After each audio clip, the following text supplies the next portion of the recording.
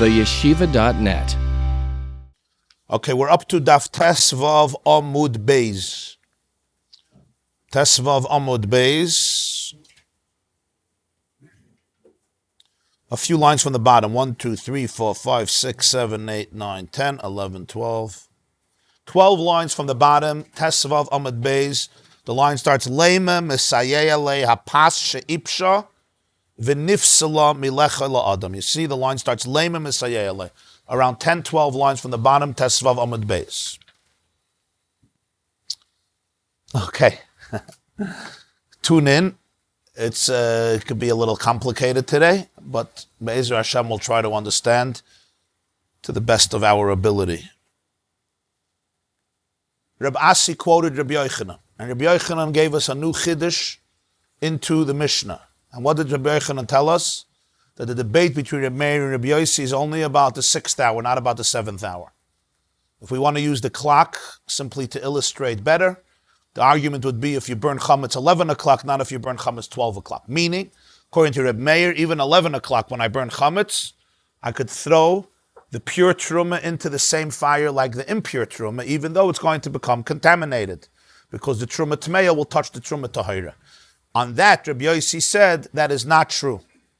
Einahi amida, you are wrong for saying this halacha. You're not allowed to burn terumah tahira with terumah tmeya at 11 o'clock. Came Rabbi Yochanan and said that's only an argument about 11 o'clock. But 12 o'clock, the 7th hour, when chametz is prohibited biblically, not only rabbinically, because Torah, when does chametz become prohibited on Erev Pesach? Only midday.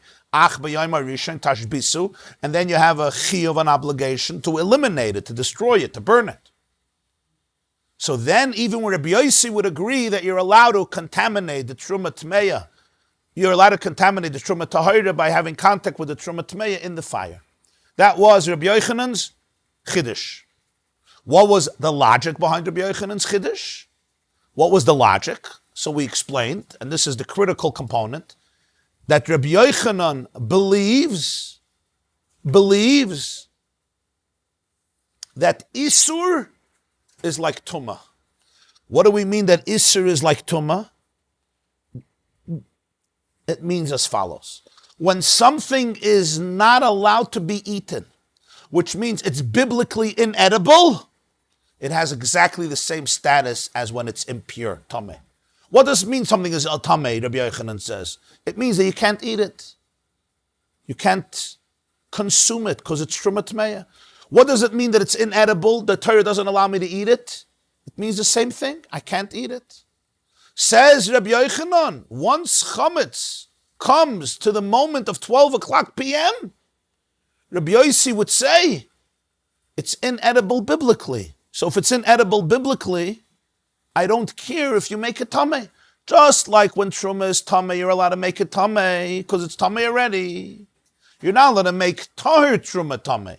But why are you not allowed to make tahir terumah tameh? Rabbi Yochanan would say one reason. Because you don't want to destroy the potential of the mitzvah. And the mitzvah is to eat it. And if you make it tameh, you delegitimize it as foodstuff because you're not allowed to eat terumah tmeya. And therefore you have to keep it pure. But what happens if I anyway can't do the mitzvah? It's inedible. I'm not allowed to eat it. As Rashi says, Ein l'chak tumah g'doyla mizah. It can't become more tameh. This is the epitome of Tumah. The epitome of Tumah is that Torah says you're not allowed to eat it. So Rabbi Yosi says, throw it in the fire. It gets Tameh. What do I care if it gets Tameh? All the halachas of safeguarding Terumah and making sure it's pure fall away. Why? Because the reason I have to make sure it's pure is I should be able to eat it. Today I can't eat it. Let's say I keep it pure. What's going to happen? Eat it? Nothing. It's 12 o'clock. You got to burn it. You're burning it, so burn it with terumah tahir. It becomes tameh, so it becomes tameh. So Rabbi Yochanan's chiddush. And as I mentioned, this is not so Parshas because there's another way of looking at it. There's a way of looking at it and saying, Isur is not tumah. Isur means I can't eat it. It's inedible. But it's still not tameh, it's pure. And therefore maybe I'm not allowed to be it mitameh. Be a dayim at least. I'm not allowed to be it mitameh. Or you could say, no, once it's asur, it's just like once it's tameh. Just like with it's tameh, I don't care if you're metameh because you're not doing anything, it's already tameh. So if it's asur, and you're being a mitame. You're not doing anything. Why you're not doing anything? Even though you're making a tame, but there's no significance to that in halacha. There's no prohibition, because the whole purpose of not making a tame when it's tired is just that you should be able to eat it. And if you can't eat it, the Torah says you're not allowed to eat it. That's the greatest status of tumah, similar to tumah in the sense that we don't care if you mitame it. That was Rabbi Yochanan's gewaldige chiddush. When is the machlokes? 11 o'clock. 11 o'clock, it's edible biblically. It's inedible rabbinically. If I take the terumah and I make it tameh, I took something that's edible biblically. I could have eaten it. I could have done the mitzvah. From a biblical perspective. I don't mean practical. From a Torah perspective. And what did I do? I destroyed it. I made it tameh. You're not allowed to do that, Rabbi Yosi says. Sorry. Rabbi Meir argues you're allowed to do it. Why are you allowed to do it? Because it's true that biblically it's edible. It's 11 o'clock in the morning. But the rabbis imposed on me an isur that I'm not allowed to eat it. So for practical purposes, am I allowed to eat it? No. Could I eat it? No. The rabbi said no. It's true, if the Rabbanan weren't around, the Torah would let me eat it. So I'm not allowed to be at Matame. But the Rabbanan did make an Isser. And I'm a Jew. I have to listen to the Rabbanan. We make a bracha on a mitzvah the Rabbanan, Ashekadishanu b'mitzvaysov, v'tzivanu lahadlik ner Chanukah. Hashem never told me to light Chanukah candles. But he told me to listen to the rabbis who told me to light Chanukah candles. Loi saser min hadavar, shalavicha v'yagetcha. So Rabbi Meir says, even if it's inedible rabbinically, it's inedible. I can't do the mitzvah. If I can't do the mitzvah, I can make it tameh. Why can I make it tameh? Because the reason you're not allowed to make it tameh is you should be able to eat it. I can't. I'm a Jew. Mitzvah l'shmaya divrei chachamim. I have to listen. So therefore I could make it tameh. Rabbi Yosi says, you're not allowed to eat it. But the terumah is edible. The terumah is edible. The terumah, objectively, biblically, is edible. You're not allowed to eat it. But to take that terumah that is edible, it's roi for the mitzvah. It's a very different idea. It's roi for the mitzvah. You can't do it because the rabbis made an isser on you. But since it's roi for the mitzvah, therefore you're not allowed to be a mitame and don't throw it into the fire. But 12 o'clock, the status changes. It's not roi for the mitzvah, even biblically. This terumah is now chametz. Well, it was always chametz, but now you're not allowed to eat chametz. So Mele, you're allowed to be at mitame. That's Rabbi Yochanan's mahalach in the sugya. Machloikas b'sheish, aval b'sheva divrei hakol sarf. Right? That was clear. Yeah. It gets dirty or something, you can't be the same status. If terumah gets dirty, you mean dirty to a point where it's inedible. Yes, he would hold this. Terumah to a point where it's inedible, where it's disgusting. Right, so he would say Well, you're bringing up something interesting. That is one of the main reasons why they were geyser tumah on yadayim. Why were they geyser tumah on yadayim? What did Chacham have against our hands? Our hands are such bad. Why are they always tameh? Unless you do netilas yadayim. Why they? One of the biggest reasons was this comes from Shlomo HaMelech's times. Shlomo HaMelech, when we talk about the Rabbanon's Gezeiros, it doesn't necessarily mean Bayis Sheni. Shlomo HaMelech, you're talking about the beginning of Bayis Rishon. That's very early stage in history. The Gemarah teaches that Muktzah was already in the times of David and Shlomo, right? When David died, the Gemarah says in Shabbos, David died on the outside of the garden, and it was Shabbos, it was Shvuos. Yerushalmi says it was Shvuos, and it was Shabbos. And Shlomo HaMelech sent a message to the Beis Medrash, right? Abba mutal b'chama. My father's in the sun, outside in the sun, and the body could rot because it's a hot day. What's the problem? Moving the body. There was already the Isser of Muktzah. The Isser of Muktzah was there already. I'm just explaining that you have Gzeiros de Rabbanan that go back very old. Yadayim goes back to Shlomo HaMelech. But by Shlomo HaMelech it was only for karbonis. Later they added Terumah. Shlomo HaMelech said that if I touch karbonis with my hand and it wasn't washed, the karbonis become disqualified to eat. They become tamei and I have to burn them. Later they also added for Terumah. But what was the reason for this idea? The reason for this idea was that very often people's hands were very dirty. Again, it's hard for us to understand this because much of our labor is not with dirt and filth. It's with the internet and computers and other things, right? Plus there are sinks everywhere. There's soap everywhere. There's disinfectors everywhere. There's tissues everywhere. There's towels. But very often people's hands were dirty. You're working in a field like so many people were, and it's time for lunch. You didn't have a sink. You didn't have extra water to spare. Everything was very, very, sensitive. So I may start eating the Terumah with dirty hands, right? I put it in my mouth and suddenly I'm chewing a rock or something, right? Or a bug. What do I do with that Terumah? 2. And what happens now? You took Terumah that was tahar, that was supposed to be eaten, and it's thrown into the garbage. The rats are going to eat it because it was so dirty. What did it start from? Your hands. So they said if your hands are dirty, it's actually going to be metame Terumah. If you touch it before you get it into your mouth, you can't eat it anymore. Everybody went to wash their hands before Terumah. So what happened now? You always ate Terumah with perfectly pure hands. Hygiene became an essential part of Jewish life, which, by the way, was very, very effective in Jewish history for our survival during difficult situations of plagues where germs and bacteria were spreading, and science at the time was too primitive, didn't identify these realities of germs and so forth, and blamed it on devils and spirits and bad luck and all types of weird things. And the Netilas Yadayim institution of the Jewish people, which extended then to Chulin also when you eat bread, because they didn't want to differentiate, like we spoke in the previous show, they didn't want to differentiate between Chaim and Israel. It was really very, very effective. So that's the answer. So yeah, that's very important.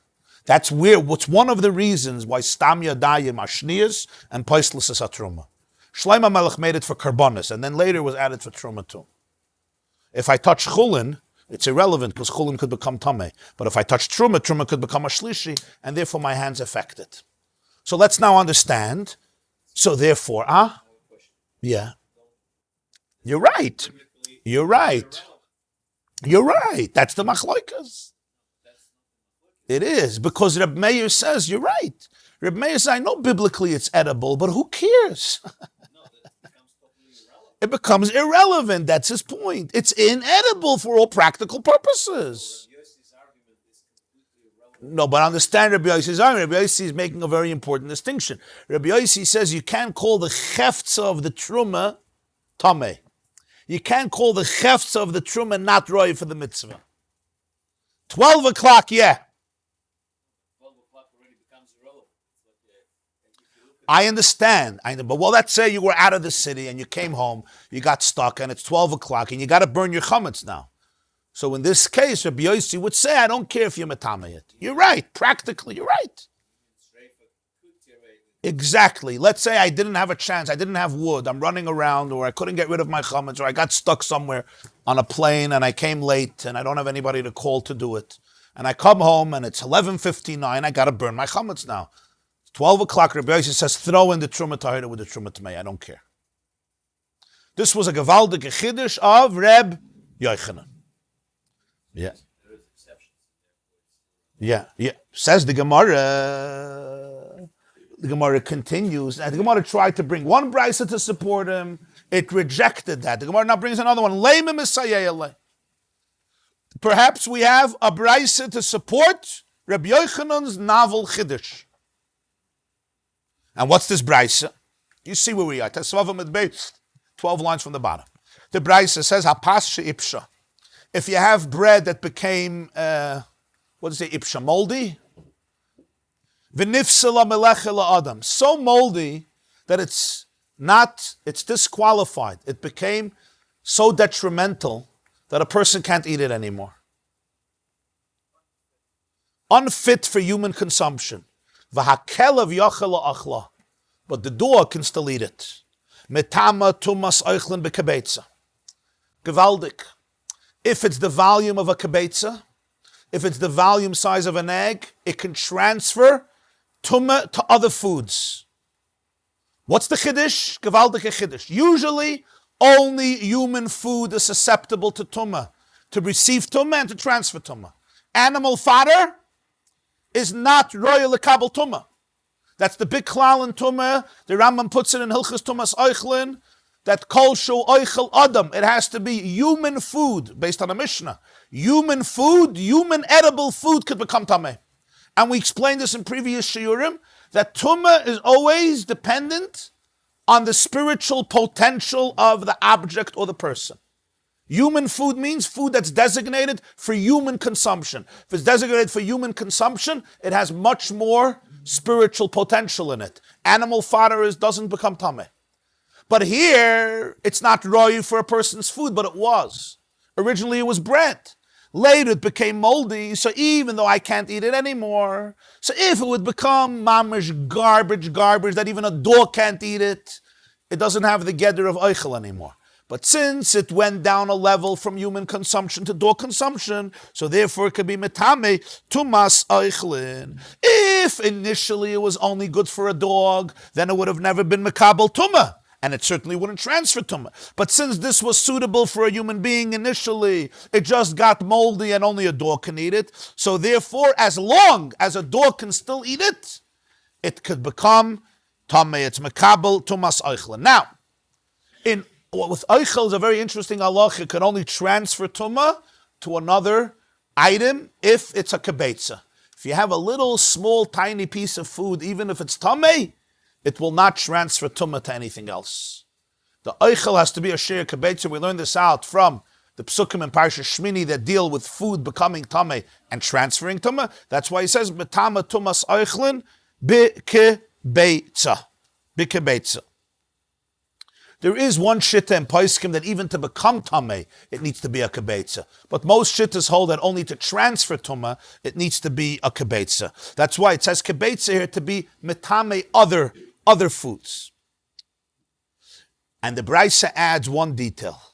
V'nisrefes ematmeya b'Pesach.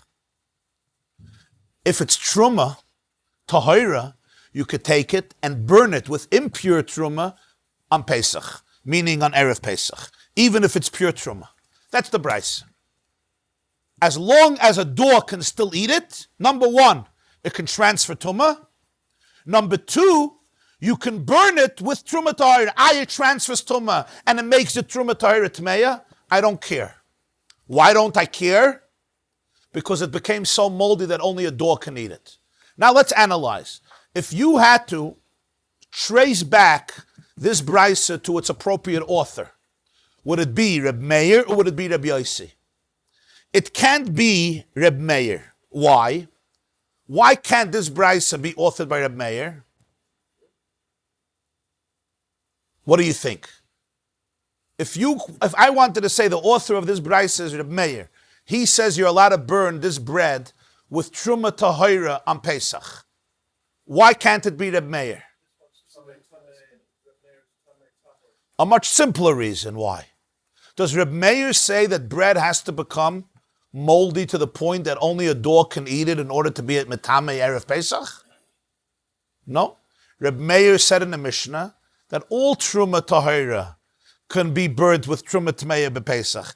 He didn't say that the Tameh Dike Truma has to become so moldy that only a dog can eat it. Right? In the original Mishnah, Reb Meir's Lashon was, what was his Lashon? Soifen Truma Tahira Matmeya B'Pesach. Here, the Braisa gives a condition.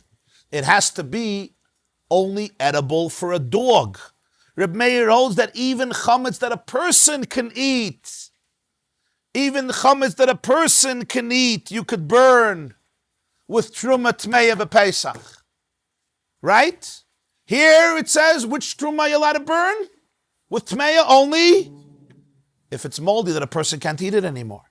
That means it's not talking about Reb Meir. It's talking about the shitta that would prohibit burning regular chametz that's tahar with chametz Tmeya. The only reason it's allowed here is because it's not edible. It's not edible. So it can go with Reb Meir. So we'll put it to Reb Yosi. So what do we see here? What does Reb Yosi hold? That if truma is not edible, what's the halacha? No, finish the sentence. You can make it. You can make it tameh. No difference. No, you're getting mixed up. There's two separate cases in the Braisa.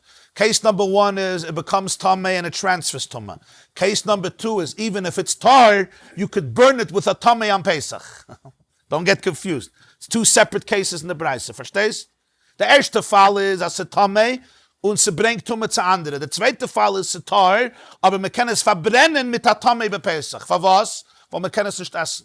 Since you can't eat it anyway, only a dog can eat it. Huh? Because the tar you can't eat, because it's nifsel machilas adam. Right. So what do we see from here? What does Rabbi Yosi hold? that if Terumah is inedible, you could be at Metame. He says clearly. It can't be this is Rabbi Meir, right? Because Rabbi Meir wouldn't say you need it to be moldy to be at Metame. He says any Terumah you could throw into the fire. It has to be Rabbi Yosi who says it has to be moldy. And Rabbi Yosi says if it is moldy and a dog can eat it, you're allowed to be at Metame. Why? The answer is because it's inedible. I can't eat it anyway. If I can't eat it anyway, even though it's tar, you're allowed to be at Metame. Ooh, this is a Gavaldik Raya to Rabbi Yochanan. 12 o'clock p.m. It's inedible. Same thing. Here it's inedible because it's moldy. It changed colors. It's completely,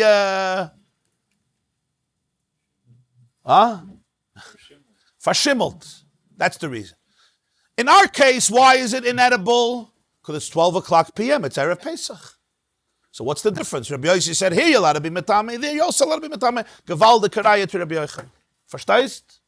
A Raya, yeah? Says the Gemarah. Now I understand. It still explains to me why 11 o'clock not. 11 o'clock not. 12 o'clock, yeah. What's the difference? 12 o'clock, it's inedible, minat Torah.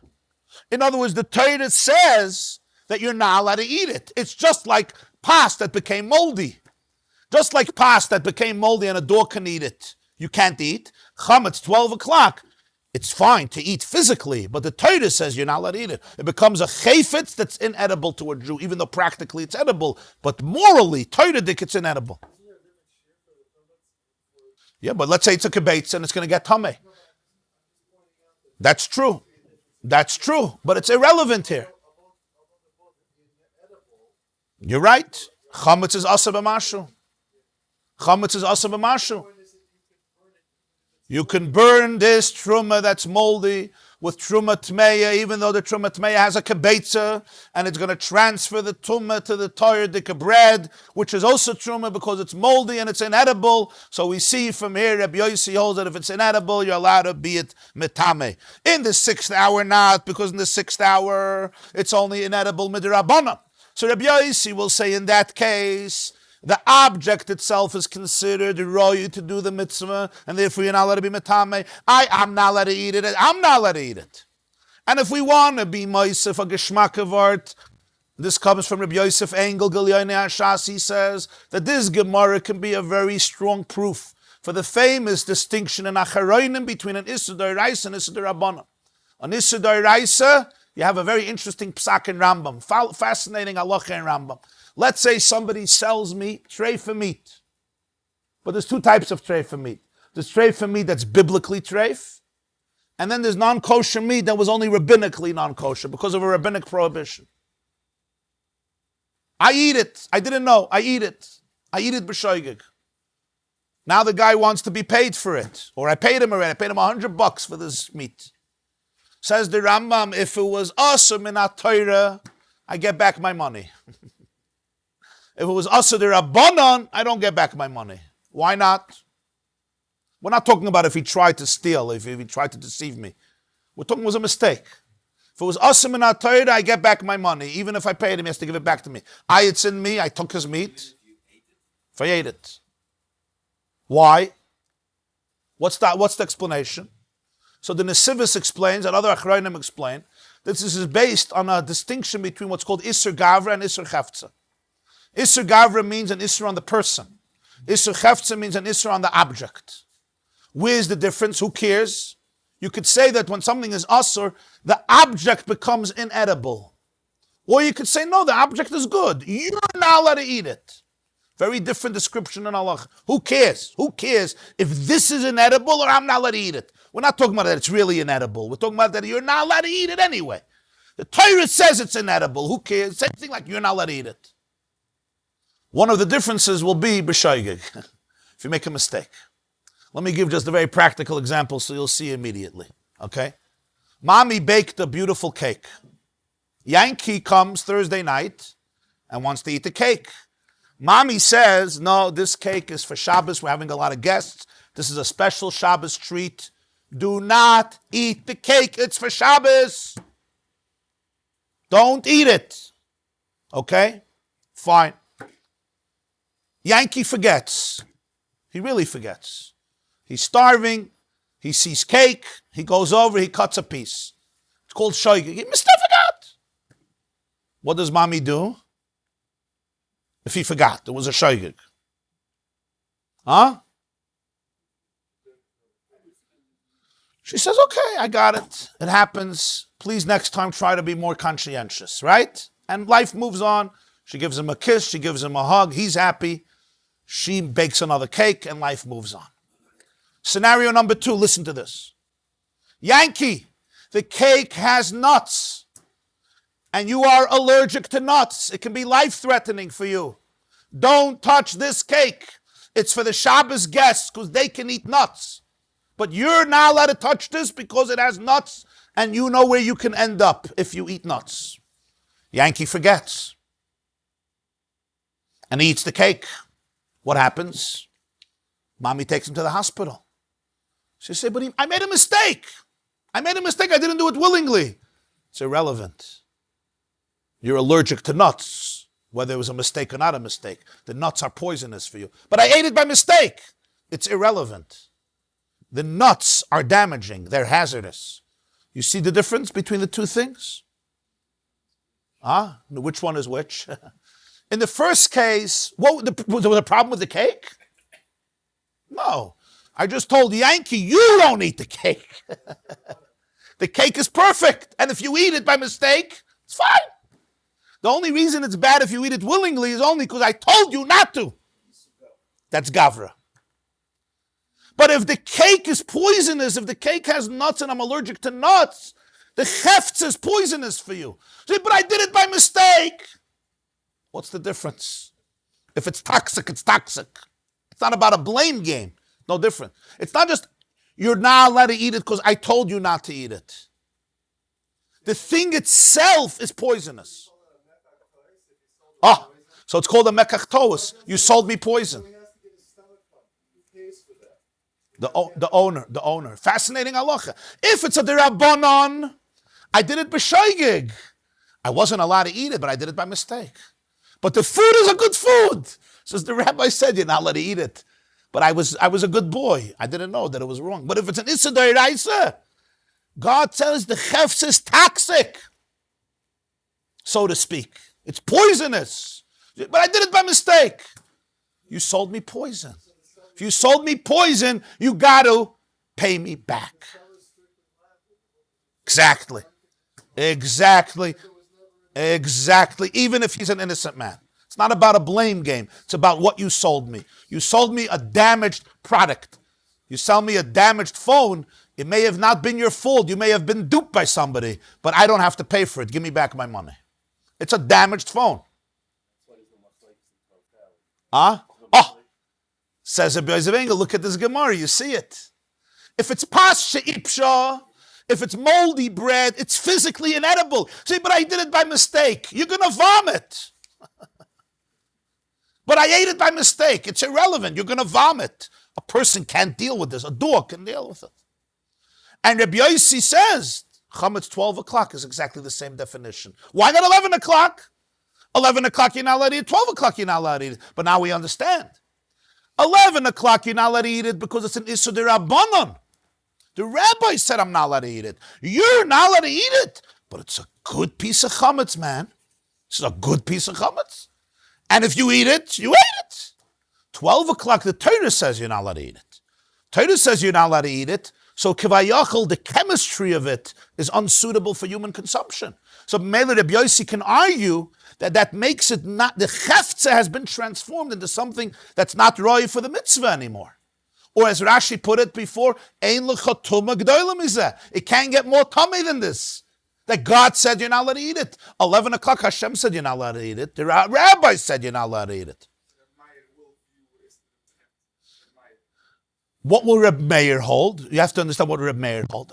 Now let's understand, why is it taka that the rabbis don't make an Isser Cheftza? And one of the explanations in this is, al pi pnimius, because to make an Isser Cheftza, you have to be able to be the creator of the world.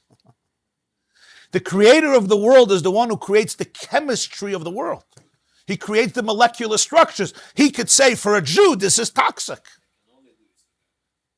But the Rabbanan could do an Isser Gavra. They don't have authority to read. They're not the spiritual engineers. When they said Chametz is Usher 11 o'clock, are they changing the spiritual molecular structure of Chametz? You cannot be engineers of the souls, the engineers of the body. The Chachamim have authority over Klal Yisrael. Hashem gave them that authority. It's like my mother. My mother says, you're not allowed to eat this cake. She can't make the cake toxic. She doesn't have that power. She's not the creator of it. Well, she happened to bake the cake. Something over there she could have, but she didn't. Yeah. That would be the Havana. Does Reb Meir hold that the Rabbanan could make an Isser Cheftza? Or does Reb Meir perhaps hold that's the koyach of the Rabbanan, Divrei Soifrim, the Soifrim who have a koyach to make a Cheftza? Or does Reb Meir hold that even if it's an Isser Gavra, because L'Poyel it's inedible, in practicality, I cannot eat it, so therefore I already don't have the mitzvah to keep it tahir. Perhaps he holds that. An interesting application, it's a very interesting thing. If you'll open up Masechta Shabbos, Perek Zayin, you have a list of the 39 malachas. It starts off Hazoreya, HaChoresh, HaKoitzer, HaMa'amer, all about the person. He plants, he plows, he harvests, he makes piles, he threshes, he winnows, he selects, he grounds, he sifts, he kneads, he bakes. I mean, you can go through them, all about the person. You'll open up Rambam Hilchas Shabbos, it says these are the malachas. Hacharisha, v'hazriya, v'haktsira. Noun, it becomes a noun, nouns. The planting, the plowing, the harvesting. Why? Some want to say that Shabbos is an Isser Gavra, because on Sunday I'm allowed to do it. So it's not that the thing is, it's not like plowing earth is an evil thing. It's not a bad thing. On Shabbos, I'm not allowed to do it. But the Rambam changes it from the Gavra to the Cheftza. The Mishnah says Hazoreya, the Rambam says Hazriya. The planting, not the planter. It's a fascinating change in Rambam from Gavra to Cheftza when it comes to Shabbos. The question is also all biblical Isurim of time. Is it possible that biblical Isurim that are dependent on time would be Isurei Gavra? For example, eating on Yom Kippur. Drinking coffee is not a bad thing, maybe because of the caffeine. Drinking water is not a bad thing. On Yom Kippur, it becomes bad. So the water is poisonous? Maybe not. It's just, for me, to drink water now is a problem. Like Mami said, the cake is for Shabbos. You understand? If it's a biblical Isser that's not time-bound, it's kishmak to say that it's a Cheftza. But if it's a biblical Isser that's time-bound, maybe it's a Gavra, Chametz on Pesach. Maybe Reb Meir holds that Chametz on Pesach, even the 12 o'clock Chametz is only an Isser Gavra. Because after Pesach, you're allowed to eat Chametz, so how poisonous could Chametz be? If the chemistry is bad, shouldn't it always be bad?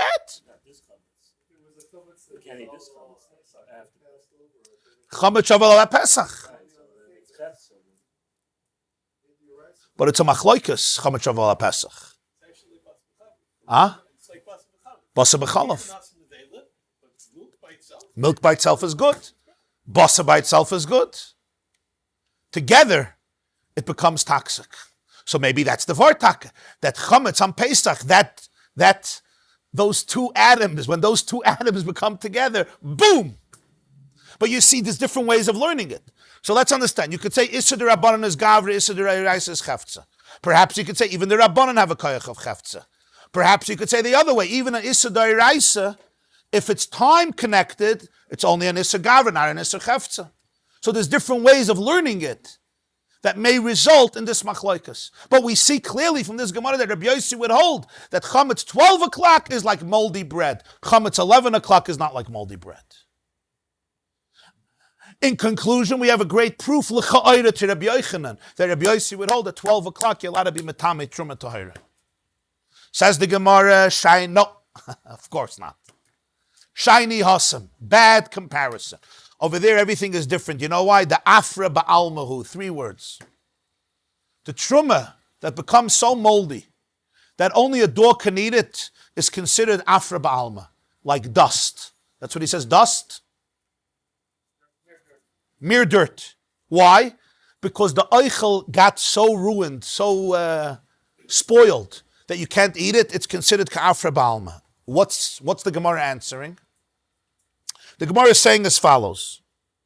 We thought initially that Rabbi Yosi holds that the mitzvah of guarding truma only applies to edible truma, not truma that is inedible. What's the difference? Why it's inedible? Here it's inedible because of physical dynamics. It got spoiled. Here it's inedible because the Torah says you're not allowed to eat it. Chametz 12 o'clock and chametz Erev Pesach. Chametz 12 o'clock Erev Pesach and chametz that only my dog can eat is exactly the same thing. That's what we thought. And there's no mitzvah to safeguard the truma. So the Gemara says, no. In this case, when you can't eat it, why? Not because the Torah says you're not allowed to eat it. Because it actually got so moldy. Pasha and ipsha. And only your dog can eat it. So it's not considered oichel. It's considered offer. It's not considered truma. The whole reality of what we call kedushas truma has to apply to truma. Truma doesn't apply to dust and dirt and gravel and garbage. It's not truma. So even though we say it's still makabel tuma, it's not so inedible that it's not makabel tuma. Because a dog can eat it. It's true. The glider of Tumah didn't go off yet because since it started as an Eichel Adam, it's still Makabel Tumah. But nonetheless, just like Rabbi Yosi has no problem if you take a regular mundane food and you make it Tameh. He says this is Afar, you could make it Tameh. The holiness of Truma is gone. It's a different vart. But if the Terumah by itself is good Terumah, like Chametz, Erev Pesach at 12 o'clock, it's just the Torah says you're not allowed to eat it. And therefore it becomes inedible. Perhaps Rabbi Yosi would say there's still a Kedushas Terumah, you're not allowed to be at Matame. Again, the burden of proof is on Rabbi Yochanan. You want to bring a raya from this brisa, it has to be airtight. We just punctured a hole in the balloon, in the proof. Maybe it's a good proof, but maybe it's not. I can argue that Rabbi Yosi agrees here. You could be at Metame, you know why? Because it's not Truma anymore. It's not Pshat, it's inedible Truma, because Torah says you're not allowed to eat it.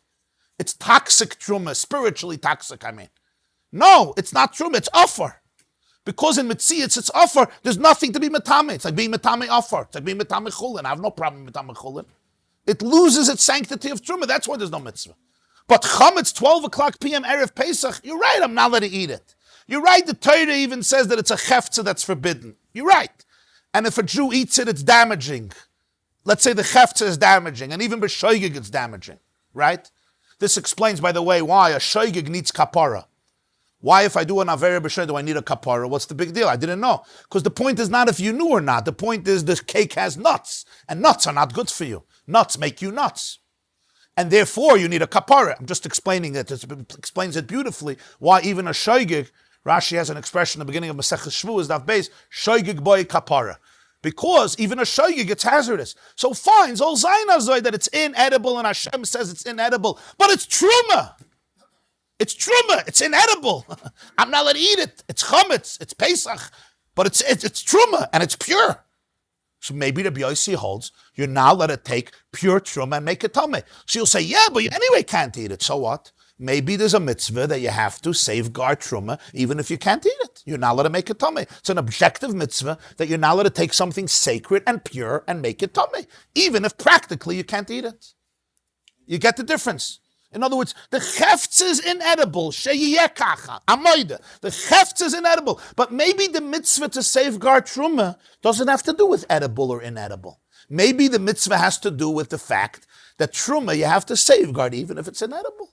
It's an objective mitzvah biblically or maybe rabbinically. Here it's different. There's nothing to safeguard. It's offer. It's offer. Very good.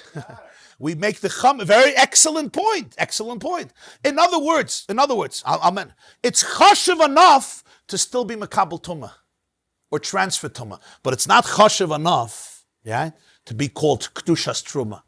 The tumah, you understand what I'm saying? And we could see this. Sometimes you have a building, right? It's destroyed. What do you have? You have gravel. You have debris. Yeah, it's chashiv enough to still have gerbs in it and all types of bugs and insects in it that may have poison or bacteria, but it's not chashav enough to call it a building. So this is like offer. It still retained tumah because it was once a glorious food. But in terms of kedushas truma, there's nothing here. It's afra ba'alma. When we're mevatel chametz, what do we say? Lebatel v'lahava hefke ka'afra da'ara. That means 12 o'clock before I did bittel, it's not ka'afra da'ara. It's a nice, beautiful piece of chametz that I'm not allowed to eat. Otherwise, you wouldn't have to do bittel. But here, it's take ka'afra. You still have to do bittel because your dog can eat it. You still have to do bittel. But it's in terms of truma, it's ka'afra ba'alma. That's what I'm saying, because your dog can still eat it. We're talking relative to truma. Afra doesn't mean it's mamish offer. My dog doesn't eat earth. My dog will eat moldy bread. But legabi truma, it's afra ba'alma. That's what he means. I'm sorry, what? If it was on Pesach. I'm saying it's moldy truma. If it weren't Erev Pesach, you'd leave it, right? You wouldn't burn it. Anyhow, right? Because that's you do the truma. Truma, it's not. If you can use it in the land. Well, I can give it to my animal. A kohen could give it to his animal. You can give it to your animal. If it becomes tamei, you burn it. If it's not tamei, if it's tired, but it's moldy, you give it to your animal. Yeah, it becomes animal fodder. The problem here is it's Pesach 12. It's Pesach 11 o'clock. And because it's Pesach 11 o'clock, I have to burn it. So Rabbi Yosi says you can burn it because it's so moldy, even though it's going to get tamei. So the Gemarah says don't compare it to Rabbi Yochanan. Rabbi Yochanan says even if it's not moldy, you're allowed to be it metamei. Rabbi Yosi says only if it's moldy. It's a different gather. But Rabbi Yosi it's because the physical metzias is offer ba'alma. And here it's not the physical metzias, and therefore maybe you're not allowed to be it metamei. In other words, moldy loses the chshivas of truma. But chametz 11 o'clock doesn't lose the chshivas of truma. It's just it's inedible. Zog the Gemarah, if this is the case, okay, I'm good. Rabbi Yochanan said his halacha. He said his halacha, and he said that what? He said that b'shah sheish there's a machlokes, b'sheva there's not a machlokes. Yeah, the Gemarah said where did Rabbi Yochanan learn his shitta from? He learned it from Reb Chanina's gan. Rabbi Yochanan learned that Reb Meir learned it from Reb Chanina's gan hakoyanim, and that's why the way Rashi explained it, that's why it's only b'sheish. B'chamesh, b'arba, Reb Meir would say you're not allowed to be metamet truma, because the svara you're allowed to be metamet truma is that it's not roi for the mitzvah. Let's call it edible. It's not edible. It's not roi for the mitzvah. When does that happen? Only 11 o'clock in the morning, 10 in the morning, it's edible. 9 in the morning, it's edible. Reb Meir would hold you not allowed to be at metame. That's why we know Reb Yochanan believes that his source is Reb Chanina, not Reb Yeshua, because Reb Yeshua holds what's the reason you're allowed to be metame, truma, tahira. You remember in the case where the bucket broke and it's flowing, and Reb Yeshua says, go be at metame, be a dayim. Why? Because it's going to get lost anyway. And therefore, if it's going to get lost, bring it to Tumah right now. I don't care, even though right now it's edible. If he would have learned it from Yeshua, what would have Meir hold? When could you be Matama the Truma? Even 9 o'clock in the morning, even 10 o'clock in the morning, even 10:30 in the morning, even 8 o'clock in the morning. As long as you know there's no kohen to come and eat it. Why? Because Seifel le'ibud. But Rabbi Yochanan doesn't say that. Rabbi Yochanan says Machloikas b'sheish. And how did we learn Machloikas b'sheish? Dafka sheish. But before Sheish, no. So we know Rabbi Yochanan's sources who Reb Chanina is Gana Koyanim. You with me? You with me? His sources Reb Chanina is Gana Koyanim, who says that what? That you're allowed to take basar that's tamei and make it tamei. When it's tamei, it's already inedible. It's not going to become inedible in an hour. It's inedible now. It's tamei now. Right? It's tamei now. That's his source. So therefore, if it's inedible now, I can burn it. I can make it tamei. Not if it's inedible in an hour. That's why he says Reb Meir learns from Reb Chanina, not from Reb Yeshua. Reb Yeshua would give me a different halachic result. Granted, this is Reb Yochanan's chiddush, and Reb Yochanan's chiddush is that on the 7th hour, Reb Yosi would be maskim. The whole machloikas is only about the 6th hour. And he learns from Reb Chanina that in the 6th hour, you're allowed to make truma tahira tmeya, just like Reb Chanina allows you to take basar that's inedible, it's tamei, and make it more tamei, bump it up a tumah, make it from a shlishi into a rishon. And he even learned from there that even if it's rabbinically inedible, it works, because he holds Reb Chanina is talking about basar, which is a shlishi midirabanan, which means minat Torah it's edible, and still I'm allowed to make it tamei. Why? because it's inedible for me, and therefore there's no isser to make it tameh. This is all what he learned from Reb Chanina. So the Gemara says, granted, I'm good. When Rabbi Yosi disagrees, and Rabbi Yosi says 11 o'clock you're not allowed to, his lashon is Eina hi amida, right? You're wrong, Reb Meir, you're wrong. Eina hi amida. And then Rabbi Yosi said the famous words, Moidim Reb Elazar Rabbi Yeshua, Reb Elazar Rabbi Yeshua Moida, that you have to burn them separately. You can't burn them together, even Rabbi Yeshua. So that's the question now. Ihachi my Moida. Why does Rabbi Yosi continue that Moida Reb Elazar and Rabbi Yeshua? If you say like Rish Lakish that Reb Meir learned his halacha from Rabbi Yeshua, it's very nice to say you're wrong because Rabbi Elazar and Rabbi Yeshua would be moida that you have to burn them separately. But we just explained according to Rabbi Yochanan that Rabbi Meir learned his halacha from Reb Chanina. Why is Rabbi Yosi mixing in umoidim Rabbi Elazar Rabbi Yeshua? My moida, what's the moida? Hachika amalei. So the Gemara says, let me explain to you what Rabbi Yosi was telling Rabbi Yochanan. He was giving him a whole Torah. He was telling him this. Hachika amalei Rabbi Yosi Rabbi Meir. Let's get it straight, Rabbi Yochanan. Afilu Rabbi Yeshua the Mekel. Even Rabbi Yeshua, who's lenient, he is the man who says when your barrel of Terumah wine breaks and it's going to make you lose the chulin, it's going to flow down into the chulin and make it tameh and get tameh because it's tameh down there.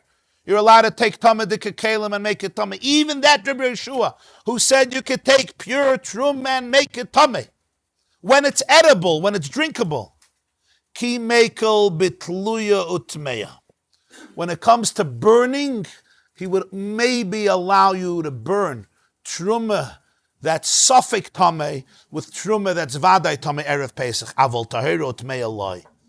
Even Rabbi Yeshua will never allow you to burn tahira and tmeya Terumah together. Meaning, Rabbi Yosi is building a case to refute Rabbi Meir. He's saying, I'm going to take the most extreme man of leniency, our friend Rabbi Yeshua. Even he wouldn't allow for this halacha. Even he, the great lenient one. Why? Your source from Reb Chanina, I'm going to refute soon. I'm going to get to that, your source from Reb Chanina. But before Reb Chanina, I'm going to go to the extreme. I'm going to go to Rabbi Yeshua. I'm going to go to Rabbi Yeshua. I want to show how wrong you are. So I'm going to go to Rabbi Yeshua, and I'm going to tell you, even Rabbi Yeshua, who says you're allowed to be metame Terumah biyadayim when it's about to be lost, he would disagree. Why? We already explained, because there's a hefset. There's a hefset of chulin. All the mundane wine is going to get ruined. Therefore, Rabbi Yeshua allowed you to do it. Here, he would never allow you to be metame Terumah tahira with Terumah tmeya erev Pesach 11 o'clock. He will never allow you to do it. Why? There's no hefset. It's just another few pieces of wood to make a new fire. Okay? Maybe I would say that if the Terumah is suffik tameh, you could burn it with Terumah tahira and bump it up a notch. Why? Based on the first brayso. Remember the first brayso was that if a Talmudic person walks in and you're not sure he touched the barrel of Terumah, Rabbi Elazar says you still have to protect it. Rabbi Yeshua says you can expose it. Even if you want to say Rabbi Yeshua doesn't mean you're allowed to be at metame biyadayim. You're only allowed to allow it to maybe become tummy, allow it to expose it. I say, argue that Rabbi Yeshua doesn't care. He lets you be at metame biyadayim. But what? If it's already suffik tumah. If it's suffik tumah, he lets you be at metame biyadayim. Granted. But to take Terumah that's tar and be at metame biyadayim, Rabbi Yochanan, you got no source from Rabbi Yeshua. Sorry. Granted. I'm done with that. Now I'm going to go back to Reb Chanina. Okay. But why does Rabbi Yosi say that Meir doesn't have a good limud from Reb Chanina? Midu midei. It's a good limud. Why is it a good limud? Rabbi Yosi has no refutation. This is your question yesterday. Rabbi Yosi holds that if it's inedible, you're allowed to be at metame. Remember, 12 o'clock he agrees. The whole reason why he disagrees by 11 o'clock is because Midairaisa was edible. But Reb Chanina disproves this. Reb Chanina says there was basar, it was tamei midirabanan, it was a shlishi, which means inedible rabbinically, biblically edible, and Reb Chanina said, bump it up and make it tamei midairaisa. It's a clear proof. How could Rabbi Yosi argue with this? If Rabbi Yosi would say, you can't compare Isur to Tumah, I'm good. Rabbi Yosi would say inedible doesn't help. Even 12 o'clock you can't be metame truma. I got it. Tameh and Isur are two worlds. If it's tameh, I don't care if it becomes tameh. But if it's just inedible, it's not tameh. I'm not allowed to be at metame. Granted. But you said Rabbi Yosi holds 12 o'clock. You're allowed to be metame chametz. In other words, inedible translates into you could be at metame. You have to remember a whole time. It's not mad. This is not crazy. There's a system of logic. There's two ways of how to understand the mitzvah of not being metame truma. One is logical and one is an essential mitzvah. Logical means practical. I should say not logical. Practical means don't be at metamis. You should be able to eat it. If I anyway can't eat it, it's not roy for the mitzvah. Be at metame. Or you could say no. You have to keep truma tar. Irrelevant if you could do the mitzvah or not. As long as it's tar, keep it tar. It's a holy thing in the world. It's kedusha. You have to protect it. We're now saying Rabbi Yosi holds like the former. It's a practical mitzvah. Guard it in order to eat it. If it's not edible, minat Torah, it's not roy for the mitzvah. There's no chiyuv anymore to keep it pure. The truma itself is tar. Only 12 o'clock, 11 o'clock he disagreed. Because 11 o'clock it's edible midirabbanan. If it's edible midirabbanan, he holds that the truma on its own is still considered tar. Granted. But from Reb Chanina we see clearly that basar that's tameh, midirabbanan, can be made tameh minat Torah. Why? Because it was inedible. So why would Reb Yosi tell Reb Meir, Eina hi amida, mido midahi? Since you tell me that at 12 o'clock you're allowed to burn Terumah Torah with Tmeya, that means you don't believe to make a distinction between something that's Asur and something that's Tameh. You believe if something is Asur, we treat it like something that's Tameh. So if Reb Chanina took Terumah Tmeya Midirabana and let you burn it with Terumah Tmeya Midiraisa, why would he tell you that you're not allowed to take? Why would he tell you that you're not allowed to take Erev Pesach 11 o'clock, Terumah Tahira, and burn it with Terumah Tmeya? What's the problem? It's inedible. You're talking about it's only inedible derabanan. Well, that's what happened by Reb Chanina. The basar was a shlishi derabanan. Minat Torah, it was good meat. It was edible. But you let the koyanim throw it into a fire and make it tamei midoiraisa.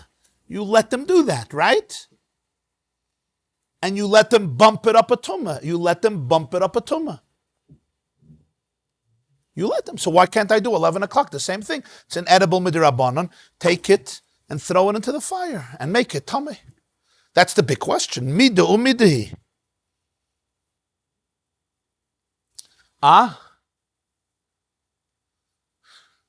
So you'll tell me, but maybe Reb Chanina was not talking about the Rabbanan. He doesn't say it was the Rabbanan. But Rabbi Yochanan learned that he was talking about the Rabbanan. That's how Reb Meir had his proof. So if he was talking about a Rabbanan, so why would Rabbi Yosi disagree? You can't tell me anymore, Rabbi Yosi says, this is Tameh and this is not Tameh. Because we already established that Rabbi Yosi holds 12 o'clock. You're allowed to. I don't care about Tameh. Tumah and Isser is the same thing. I'm saying that it's again because that's the Nekudah here in this Mahalach. And I'll just add one thing. Even if you want to follow a shitta, that ain't oichel metame oichel, even by kachim. So therefore, when Reb Chanina said that you threw in the kachim, and you bumped it up, it only became tamei midirabbanan. So by truma it could be the same thing. You throw in, it'll become tamei midirabbanan. Whatever, however you learn it. The bottom line is, why does Rabbi Yosi disagree? So the Gemara concludes and says, I'll explain to you, and we're introduced here to one last machlokes, which concludes the Gemara's explanation on the Mishnah. One last machlokes, and based on this machlokes, everything comes together, because Reb Meir and Reb Yosi understood Reb Chanina in a certain way. But because of their understanding, Reb Meir held it was a derabanan, and Reb Yosi held it was a deraisa. And therefore Reb Meir can apply it to Terumah Pesach, Erev Pesach 11 o'clock, and Reb Yosi could only apply it to 12 o'clock. What does this mean? Let's explain. Amar Reb Yirmiyah said, Hacha here, bebasar shenitma b'mashkin shenitmu machmas sheretz.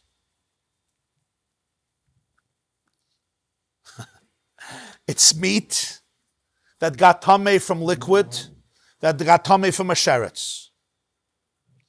Which means there was a dead sheretz, is an avatuma. It touched liquid.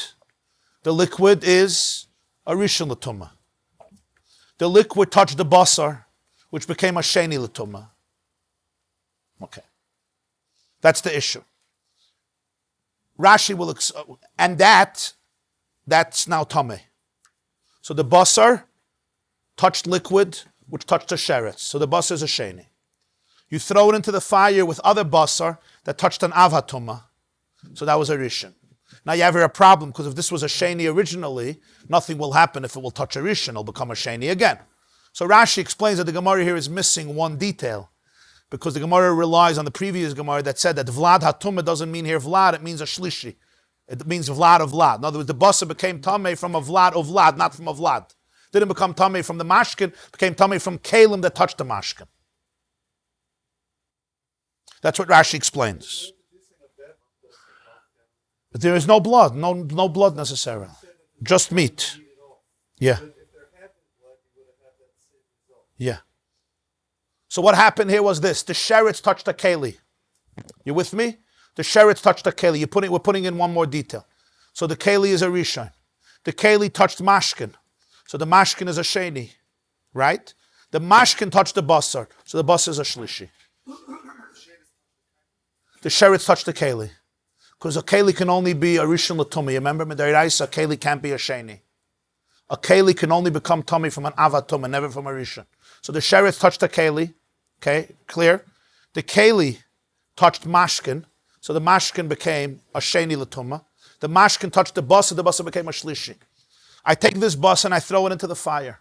As I throw it into the fire, it touches meat that touched an av. So the meat is a rishon. So this basar becomes so much shlishi or sheni because it touches the first basar that was tummy from an av. That's the scenario that happened.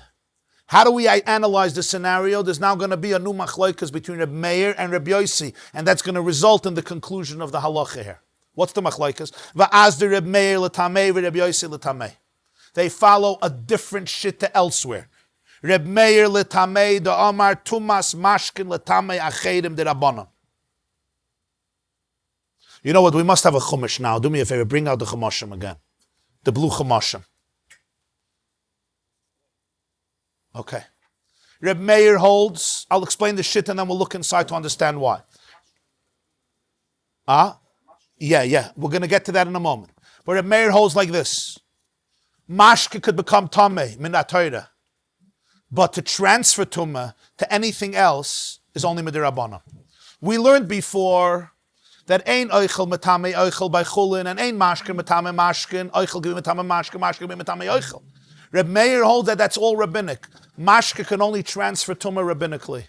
If it's tamei, it's tamei, but it can't bring tumah to anything else. Tumas mashkin l'tamei achedim de rabbanan. That means if mashke touches oichel, it's only rabbinic. That means we'll soon analyze the details, but that means that when the mashke touched the keli, which touched the sheretz, and the mashke touched the basar becomes tamei only the rabbanon. So it's a shlishi de rabbanon. So Reb Chanina said you're allowed to take a shlishi de rabbanon and make it tamei with a rishon min haTorah.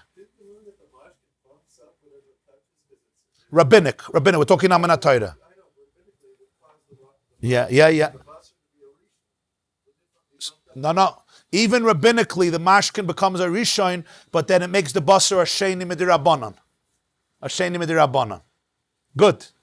So the sheretz touched the kli touched the mashkin. The mashkin biblically is a sheni. It does not transfer tumah to anything else, to any food or drinks midiraisa.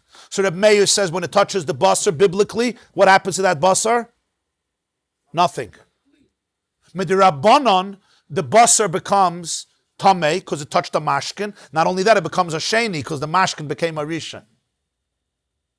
So what Chanina says, you're allowed to take something that was tamei, but it was only tamei midirabbanon, right? And you're going to bring it together with basar that was tamei midoraisa, right? Now this basar is already a sheni dirabbanon, but when it touches the first basar, it's going to become a sheni min haTorah. Zol zayin. You're not bumping it up a level. From a sheni midirabanan, because it touched mashkin, it becomes a sheni min ha-Torah. Huh? You're creating tumah of Torah. But what was it initially? Midiraisa, pure. Pure. So you took something that midiraisa was pure, only rabbinically it was inedible, and you're making it tameh. You're bumping it up. From Dairaisa, you're making it tameh, and with the Rabbanon, you're bumping it up from a Sheni Rabbanon to a Sheni Dairaisa. That's Reb Meir's shitta. Why? Because he holds that mashkin doesn't transfer biblically tumah to the next level. Actually, he's taking something pure and making it tameh. Yeah. Why? Why can you do this? Reb Meir says, "Oh, you could do this, really?" So then, 11 o'clock in the morning, I could take Terumah Tahira, which is inedible, and make it tameh mamish with my hands, even though it's becoming tameh min ha-Torah mamish, I got no issue. That's what I did over there by Reb Chanina. I took food that was edible min ha-Torah, and I made it tameh mamish min ha-Torah. Why? Because it was tameh d'Rabbanan. Because rabbinically it was inedible. Remember, we are now equating inedible with tameh, right? Remember that. Very important. That's what I did. That's what I did by Reb Chanina. I took basar that was edible biblically, but inedible midrabanan, because it touched mashkin, and therefore it was min ha-Torah pure. Midrabanan was a sheni d'Rabbanan, and what did I do? Min ha-Torah I made it tameh, and midrabanan I also elevated it from a sheni d'Rabbanan to a sheni d'Oraisa. That's what I did. Rabbi Yosi l'tamei. Rabbi Yosi says the Amar Tumas Mashkin l'tamei achedim d'Oraisa. Rabbi Yosi says liquid has an ability to transfer tumah to others biblically. B'meila, this basar is a shlishi min ha-Torah. So Reb Chanina said you took basar that was a shlishi min ha-Torah because it touched mashkin, which touched a keli, which touched a sheretz, and you made it a sheni min ha-Torah because it touched basar that was a rishon that touched an av. So Rabbi Yosi says, Reb Meir, you're wrong. Einei yamida. Over there, it was inedible min ha-Torah. It was tameh min ha-Torah. You're adding tumah. I agree. It's a big thing. You're adding tumah. But you're adding tumah to what? To something that was already be'etzem tameh min ha-Torah. Not just it was inedible because the rabbis say you're not allowed to eat it. Back to our Gavra Cheftza. It's not just inedible because I'm not allowed to eat it. The basar is a different basar. It's a tumadik basar min ha-Torah. It's a cheftza shel tumah. But chametz 11 o'clock in the morning, it's inedible midrabanan. It's not inedible min ha-Torah. 12 o'clock, I agree with you. I have a good proof from Reb Chanina. But 11 o'clock, I got no proof. It's an issur d'Rabbanan. How could you prove from Reb Chanina that you're allowed to take truma that's tar min ha-Torah and edible min ha-Torah, edible min ha-Torah, and make it tameh just because the rabbis say I'm not allowed to eat it? I'm sorry. You have no proof. Again, the burden of proof is on the makel, on the one who says you're allowed to be metameh, not on me. I'm being conservative. You want to be liberal and open up tumah, you have to bring the burden of proof. Don't bring for Reb Chanina a burden of proof. You're making the truma tameh min ha-Torah. Why? Because it's inedible d'Rabbanan. But min ha-Torah, it's purely pure, and it's absolutely edible. There's no issur. It's 11 o'clock in the morning. 12 o'clock, I'm with you. Not 11 o'clock. So they're using the same Reb Chanina, the same facts. But for Rabbi Yochanan says, for Reb Meir, it's a d'Rabbanan. For Rabbi Yosi, it's a d'Oraisa, and therefore it trickles down into his proof and into his proof. But Rabbi Yochanan still maintains 12 o'clock. Everybody would agree. Everybody would agree. That's the Nekuda. And from here, the Gemara goes now on to discuss the Brisa, where we learn this out from. In other words, where do we see such a machlaikas? And then the Gemara finished explaining the Mishnah and goes off into the discussion of Tumas Mashkin based on this exploration. Okay, we'll stop here. We'll use the Chumash tomorrow. The difference is Tumas Mashkin. Nothing else. Yeah. Yeah, how do we get from the life? Because Mashkin was what transferred the Tumah to the Basar. Mashkin transferred the Tumah to the Basar. Please chaza the Gemarah. Please chaza the Gemarah. Huh? Mashka transfer the Tumah. You typhus? Reb Meir holds Mashka can't transfer. The Gemara is going to explain why are they arguing about this. That's going to be tomorrow, a whole brayso analyzing this machloikas. We didn't do that today. We just did the facts. Rabbi Yosi holds it does transfer. Reb Meir holds it doesn't transfer. Why? We'll see tomorrow. We're going to get into that brayso. But we know the fact. Once we know the fact, we can see two shittas. Once we see the two shittas, we can understand how it trickles down. According to the Gavra said that Sim de Rabuna needs Kapora.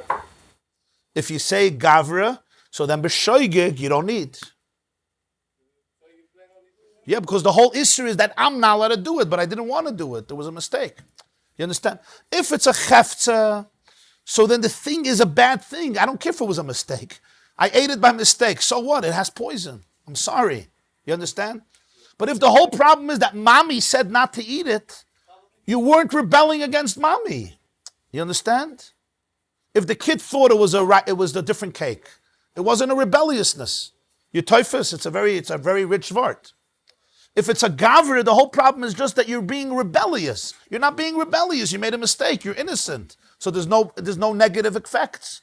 But if you say that the chayfetz is a problem, it's not just that you were being rebellious. Even if you weren't being rebellious, you're a good boy, but I got to take you to the hospital.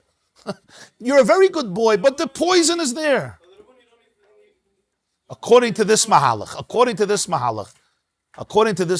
the Rambam, yeah. So the whole machlokas, bottom line is that the Rabbanan the Cheftza is asur, and he brings a raya chanina. You want to translate the story of chanina basically if it was a Rabbanan deraisa. The bottom line is the machlokas now is. Yeah. If even with the Rabbanan, Yeah. that's really what it comes down. Yeah. Honor to have you, Dr. Samet. One of the greatest physicists of the century. This class is brought to you by theyeshiva.net. Please help us continue the classes. Make even a small contribution at www.theyeshiva.net/donate.